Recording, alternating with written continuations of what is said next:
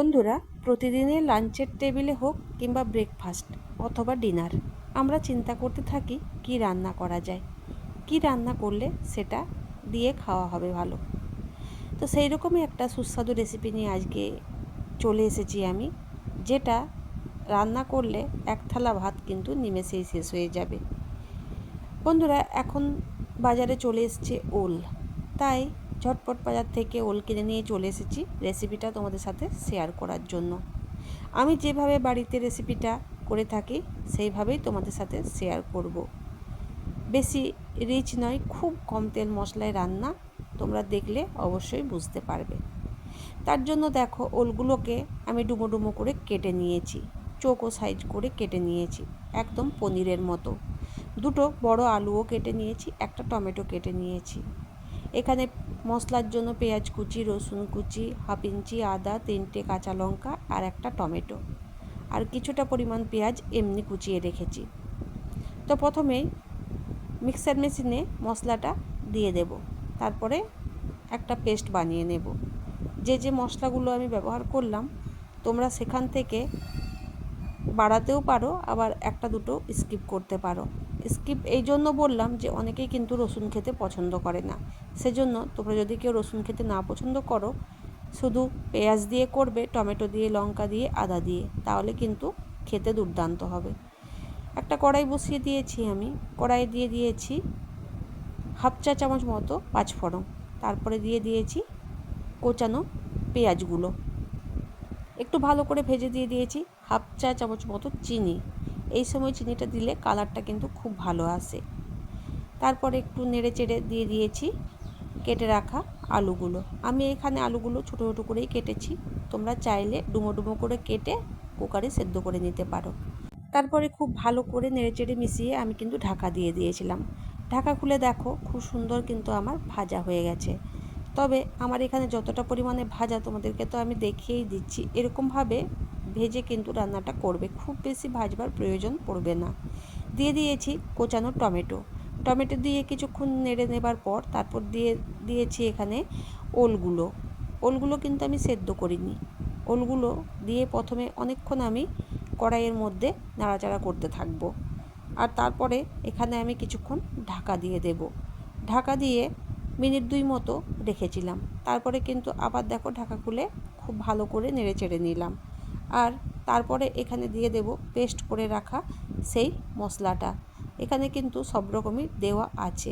মশলাটা দেওয়ার পর ভালো করে কষতে হবে, কারণ পেঁয়াজ আর রসুনের যে একটা উগ্র ঝাঁঝালো গন্ধ থাকে, সেটা কিন্তু এরকম কষতে কষতে কিন্তু অনেকাংশে কমে যায়। তো সেরকমভাবে তোমাদেরকে অনেকটা ভালো করে প্রথমে এখানে কষতে হবে মশলাটা দিয়ে এখানে আমার কিন্তু খুব ভালো করে কষানো হয়ে গেছে, তোমরা দেখতেই পাচ্ছ জলটা শুকিয়ে এসেছে। তারপর এখানে আমি একে একে সব মশলাগুলো কিন্তু মিশিয়ে নেব।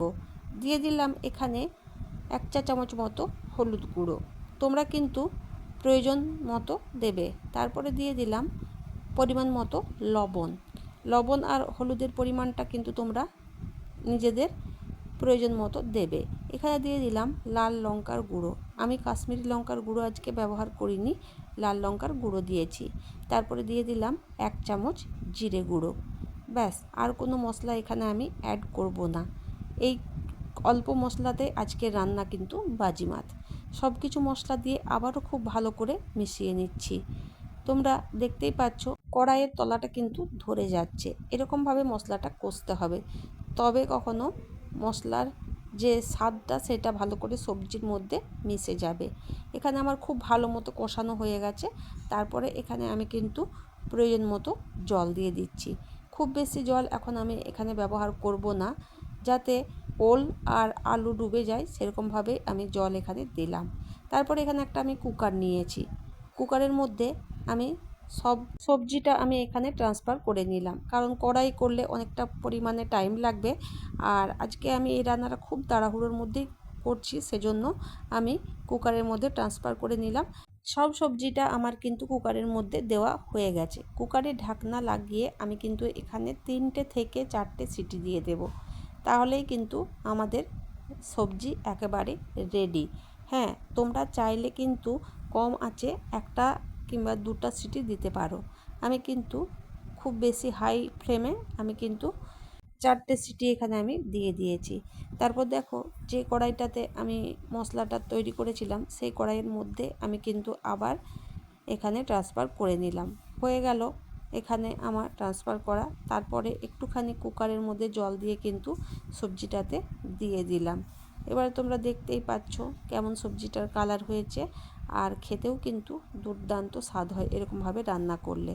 তোমরা চাইলে এর মধ্যে ঘি আর গরম মশলা অ্যাড করতে পারো। আমি কিন্তু আজকে ঘি গরম মশলা অ্যাড করিনি। আর দেখো ওলটা এত সুন্দর পরিমাণে সেদ্ধ হয়েছে যে খুব বেশি গলেও যায়নি, আবার খুব বেশি যে শক্ত আছে তাও কিন্তু নেই। ঝোলটা যখন ফুটে উঠবে তখন আমি দেখো এখানে কসুরি মেথি নিয়েছি, এগুলো হাতের মধ্যে ভালো করে ক্র্যাশ করে তারপরে কিন্তু ঝোলের মধ্যে দিয়ে দেব। 5 মিনিট ঝোলটা ফুটতে থাকবে।